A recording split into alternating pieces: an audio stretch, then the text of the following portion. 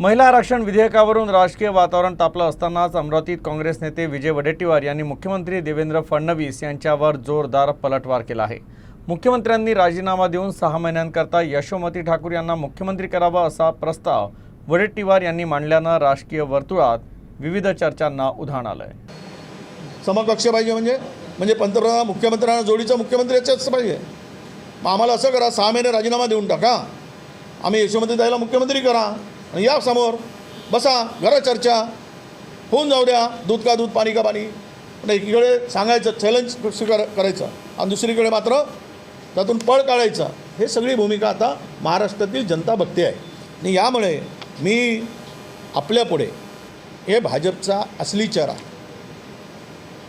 हा काय आहे, तर हे असली चेहरा महिलांना आरक्षण देण्याचा नाही, परंतु महिलांचं मत घेऊन काँग्रेसला बदनाम करण्याचंही षडयंत्र आहे, हे आता स्पष्ट झालेलं आहे।